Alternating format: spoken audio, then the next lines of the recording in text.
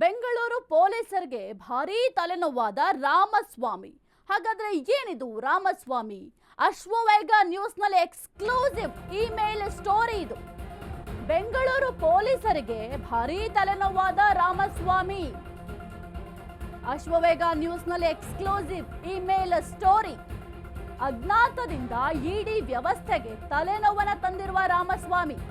Chor Ramaswamy at Hotmail ಎಂಬ mail ಹಿಂದೆ ಬಿದ್ದಿದ್ದಾರೆ ಖಾಕಿ ಪಡೆ.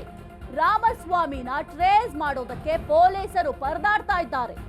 ಡಾರ್ಕ್ ವೆಬ್ನಂತೆ ಇರುವ ಐಡಿ ಟ್ರೇಸ್ ಮಾಡಲು ಹರಸಾಹಸವನ್ನ ಪಡ್ತಾ ಇದ್ದಾರೆ. ಸದ್ಯ ರಾಮಸ್ವಾಮಿ ಹಿಂದೆ ಸೈಬರ್ ಪೊಲೀಸರು ಬಿದ್ದಿದ್ದಾರೆ.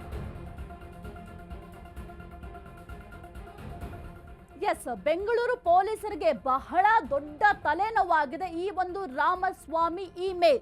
ಅಶ್ವವೇಗ ನ್ಯೂಸ್ನಲ್ಲಿ ಎಕ್ಸ್ಕ್ಲೂಸಿವ್ ಇಮೇಲ್ ಸ್ಟೋರಿ ಇದು. ನೀವು ಗಮನಿಸ್ತಾ ಇದ್ದೀರಾ ಇಮೇಲ್ ಯಾವ ರೀತಿ ಬಂದಿದೆ ಅಂತ.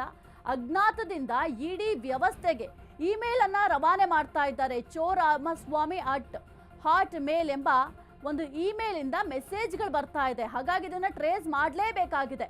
ಡಾರ್ಕ್ ವೆಬ್ನಂತೆ ಈ ಒಂದು ಐಡಿ ಕೆಲಸ ಮಾಡ್ತಾ ಇದೆ. ಹಾಗಾಗಿ ಇದನ್ನ ಟ್ರೇಸ್ ಮಾಡಬೇಕು. ಇದರಿಂದ ಮುಂದಿನ ದಿನಗಳಲ್ಲಿ ತೊಂದರೆ ಆಗುತ್ತೆ ಎನ್ನುವ ನಿಟ್ಟಿನಲ್ಲಿ ಸೈಬರ್ ಪೊಲೀಸರು ಕಾರ್ಯಾಚರಣೆಯನ್ನ ಮಾಡ್ತಾ ಇದ್ದಾರೆ. ಈ ಮೇಲ್ ಅನ್ನ ಟ್ರೇಸ್ ಮಾಡಲಿಕ್ಕೆ ಅಂತ ಹರಸಾಹಸ ಪಡ್ತಾ ಇದ್ದಾರೆ. ಇದು ಡಾರ್ಕ್ ವೆಬ್ನಂತೆ ಕೆಲಸ ಮಾಡ್ತಾ ಇದೆ. ಇಸ್ರೇಲ್ ರಾಯಭಾರಿ ಕಚೇರಿಯಲ್ಲಿ 6 RDX IED ಪ್ಲಾಂಟ್ ಶುಕ್ರವಾರ ಪ್ರೇಯರ್ ವೇಳೆ ಬ್ಲಾಸ್ಟ್ ಆಗುತ್ತೆ ಅಂತ ಮೇಲ್ ಬಂದಿತ್ತು. ಅಂದ್ರೆ ಬಾಂಬ್ ಬೆದರಿಕೆಯ ಮೇಲ್ ಅನ್ನ ಮಾಡಿದ್ರು ಎಂಬ ಮಾಹಿತಿ ಸದ್ಯಕ್ಕೆ ಲಭ್ಯ ಆಗಿದೆ.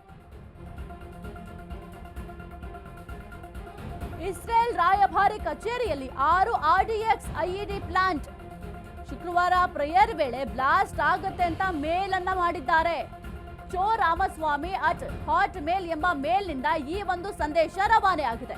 ಅಷ್ಟೇ ಅಲ್ಲದೆ ಹೈಕೋರ್ಟ್ ಅನ್ನ ಬಿಡದ ರಾಮಸ್ವಾಮಿ ಕೋರ್ಟ್ನಲ್ಲಿ ಬಾಂಬ್ ಇಟ್ಟಿರೋದಾಗಿ ಮೇಲ್ ಬೆದರಿಕೆಯನ್ನ ಹಾಕಿದ್ದಾರೆ. ಇಸ್ರೇಲ್ ಪ್ಯಾಲೆಸ್ಟೈನ್ ವೈರುಧ್ಯ ಮುಂದುವರಿದ ಬೆನ್ನಲ್ಲೇ ಈ ರೀತಿಯಾಗಿ ಮೇಲ್ ಮಾಡಿದ್ದಾರೆ. ಇಸ್ರೇಲ್ ರಾಯಭಾರಿ ಕಚೇರಿಯಲ್ಲಿ 6 RDX IED ಪ್ಲಾಂಟ್ ಏನಿದೆ ಅದು ಶುಕ್ರವಾರ ನೀವು ಪ್ರೇಯರ್ ಮಾಡುವಂತಹ ಸಂದರ್ಭದಲ್ಲಿ ಬ್ಲಾಸ್ಟ್ ಆಗುತ್ತೆ ಅಂತ ಮೇಲ್ ಅನ್ನ ಮಾಡಿದ್ದಾರೆ. ಚೋರ್ ರಾಮಸ್ವಾಮಿ ಅಟ್ ಹಾಟ್ ಮೇಲ್ ಎಂಬ ಮೇಲ್ನಿಂದ ಈ ಒಂದು ಸಂದೇಶ ರವಾನೆ ಆಗಿದೆ. ಅಷ್ಟೇ ಅಲ್ಲ, ಹೈಕೋರ್ಟ್ ಅನ್ನು ಕೂಡ ಬಿಟ್ಟಿಲ್ಲ ಈ ಒಂದು ಮೇಲ್. ಹೈಕೋರ್ಟ್ಗೂ ಕೂಡ ಬೆದರಿಕೆಯ ಮೇಲ್ ಅನ್ನ ಮಾಡಿದ್ದಾರೆ. ಹಾಗಾಗಿ ಸೈಬರ್ ಪೊಲೀಸರು ಸತತವಾಗಿ ಹುಡುಕಾಟವನ್ನ ಮಾಡ್ತಾ ಇದ್ದಾರೆ. ಮುಂದಿನ ದಿನಗಳಲ್ಲಿ ಬೇರೆ ರೀತಿಯ ತೊಂದರೆ ಆಗುತ್ತೆ. ಹಾಗಾದ್ರೆ ಇದು ಫೇಕ್ ಅಥವಾ ಯಾರು ಆತ ಅದೆಲ್ಲದರ ಬಗ್ಗೆ ಕೂಡ ಸದ್ಯಕ್ಕೆ ಸೈಬರ್ ಪೊಲೀಸರು ವಿಚಾರಣೆಯನ್ನ ಮಾಡ್ತಾ ಇದ್ದಾರೆ. ಟ್ರೇಸ್ ಮಾಡ್ತಾ ಇದ್ದಾರೆ ಈ ಒಂದು ಮೇಲ್ ಐಡಿಯನ್ನ. ಹುಸಿ ಬಾಂಬ್ ಕರೆ ಅಂತ ಕೂಡಲೇ ಸೈಬರ್ ಟೀಮ್ ಕೆಲವೊಂದಿಷ್ಟು ಅಲ್ಲಿ ಹೋಗಿ ಸಂಶೋಧನೆ ಕೂಡ ಮಾಡ್ತಾರೆ. ಅಂದ್ರೆ ಪರಿಶೀಲನೆ ಮಾಡುವ ಕೆಲಸವನ್ನು ಕೂಡ ಮಾಡ್ತಾರೆ. ಯಾಕೆಂದ್ರೆ ಬಾಂಬ್ ಬೆದರಿಕೆಯ ಕರೆ ಅಂದ ತಕ್ಷಣ ಸುಮ್ಮನೆ ಬಿಡೋದಕ್ಕೆ ಬರೋದಿಲ್ಲ. ಡಾಗ್ ಸ್ಕ್ವಾಡ್ಗಳಿರ್ತಾರೆ ಅಥವಾ ಬಾಂಬ್ ನಿಷ್ಕ್ರಿಯ ದಳ ಇರುತ್ತೆ, ಅವರೆಲ್ಲರೂ ಕೂಡ ಹೋಗಿ ಪರಿಶೀಲನೆಯನ್ನ ಮಾಡ್ತಾರೆ. ಆ ಸಂದರ್ಭದಲ್ಲಿ ಇದೊಂದು ಹುಸಿ ಬಾಂಬ್ ಬೆದರಿಕೆ ಅಂತ ಕೂಡ ಗೊತ್ತಾಗುತ್ತೆ. ಆದ್ರೆ ಅದನ್ನ ಅಷ್ಟಕ್ಕೆ ಬಿಡೋದಕ್ಕೆ ಸಾಧ್ಯ ಆಗೋದಿಲ್ಲ. ಮುಂದಿನ ದಿನಗಳಲ್ಲಿ ಬೇರೆ ರೀತಿಯ ಅಪಾಯಕಾರಿ ಪರಿಣಾಮಗಳು ಬೀಳುತ್ತೆ.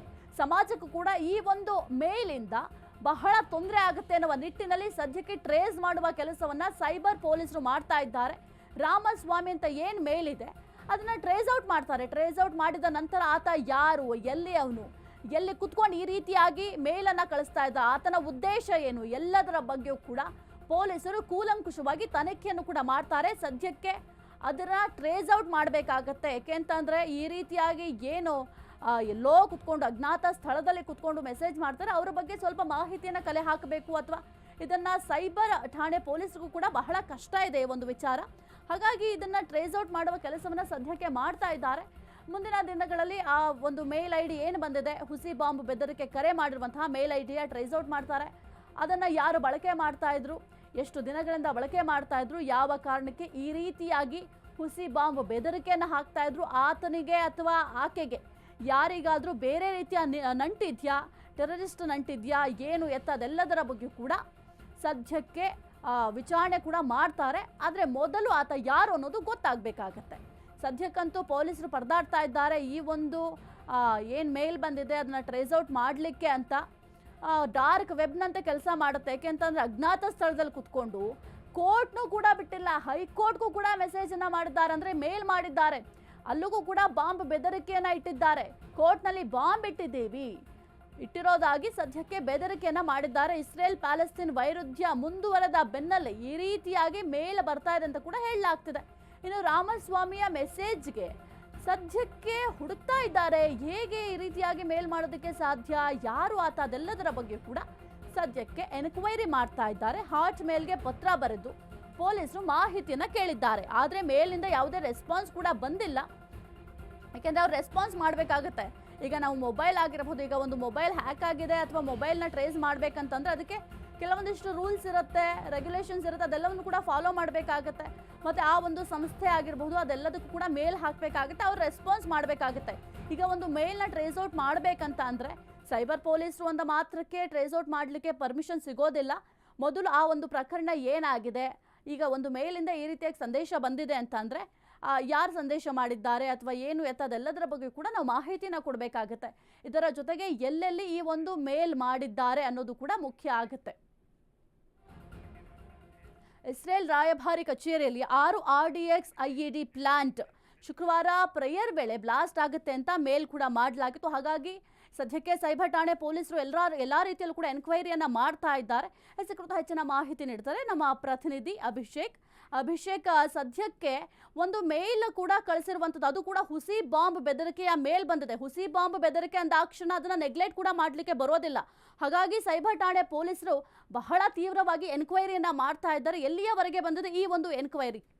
ಈಗಾಗಲೇ ಏನು ಈ ಹಾಟ್ ಮೇಲ್ ಅನ್ನುವಂತಹ ಒಂದು ಮೇಲ್ ಐ ಡಿ ಏನಿದೆ ಅದು ಭಾರತದಲ್ಲಿ ಅಧಿಕೃತ ಅಲ್ಲ. ಹೀಗಾಗಿ ಹಾಟ್ ಮೇಲ್ನಿಂದ ಬಂದಂತಹ ಪ್ರತಿಯೊಂದು ಮಾಹಿತಿಗಳೇನಿದೆ ಅಂದರೆ ಬೆದರಿಕೆ ಮಾಹಿತಿಗಳೇನಿದ್ದಾವೆ, ಇಮೇಲ್ ಏನಿದ್ದಾವೆ ಅದೆಲ್ಲವೂ ಕೂಡ ಅಲ್ಲಿಗೆ ಅಂದರೆ ಹಾಟ್ ಮೇಲ್ ಅನ್ನುವಂತಹ ಸಂಸ್ಥೆ ಏನಿದೆ ಅಲ್ಲಿಗೆ ಬರೀಬೇಕಾಗುತ್ತೆ. ಆದರೆ ಅವರು ಯಾವುದೇ ರೀತಿಯಾದಂತಹ ಉತ್ತರ ಕೊಡೋದಿಲ್ಲ. ಅಂದರೆ ಸಾರ್ವಜನಿಕರ ಒಂದು ಗೌಪ್ಯತೆಗೆ ಒಂದು ಇದನ್ನು ಕೊಡುವಂಥದ್ದು, ಒತ್ತು ಕೊಡುವಂತಹ ನಿಟ್ಟಿನಲ್ಲಿ ಯಾವುದೇ ರೀತಿಯಾದಂತಹ ಮೆಸೇಜ್ಗಳನ್ನು ಇಲ್ಲಿ ಭಾರತಕ್ಕೆ ಕೊಡೋದಿಲ್ಲ. ಹೀಗಾಗಿ ಇಂತಹ ಒಂದು ಹಾಟ್ ಮೇಲ್ ಮುಖಾಂತರ ಬೆದರಿಕೆ ಕರೆಗಳನ್ನು ಹಾಕುವಂತಹ ಒಂದು ಕೆಲಸಗಳನ್ನು ಕೂಡ ಮಾಡ್ತಾ ಇದ್ದಾರೆ. ಮತ್ತು ಇದು ಡಾರ್ಕ್ ವೆಬ್ ಅನ್ನುವಂತಹ ಒಂದು ಏನಿದೆ ಅದರ ಒಂದು ಭಾಗದಲ್ಲಿ ಈ ಒಂದು ಹಾಟ್ ಮೇಲ್ ಅಂತ ಬರುತ್ತೆ. ಹೀಗಾಗಿ ಈ ಒಂದು ಹಾಟ್ ಮೇಲ್ನಲ್ಲಿ ಕಳಿಸಿರುವಂತಹ ರಾಮಸ್ವಾಮಿ ಅನ್ನುವಂತಹ ವ್ಯಕ್ತಿ ಏನಿದ್ದಾನೆ ಆತ ನಿಜಕ್ಕೂ ಯಾವ ಧರ್ಮ ಅಂತ ಗೊತ್ತಿಲ್ಲ, ಆದರೆ ರಾಮಸ್ವಾಮಿ ಅನ್ನುವಂತಹ ಒಂದು ಹೆಸರಿನಲ್ಲಿ ಈ ರೀತಿಯಾದಂತಹ ಒಂದು ಮೇಲ್ಗಳನ್ನು ಮಾಡ್ತಾ ಇದ್ದಾನೆ. ಇಸ್ರೇಲ್ ರಾಯಭಾರಿ ಕಚೇರಿಗೂ ಕೂಡ 6 ಇಂಪ್ರೂವೈಸ್ ಎಕ್ಸ್ಪ್ಲೋಸಿವ್ RDX ಏನಿದೆ ಇದನ್ನು ಪ್ಲ್ಯಾಂಟ್ ಮಾಡಿದ್ದೀವಿ, ಫ್ರೈಡೇ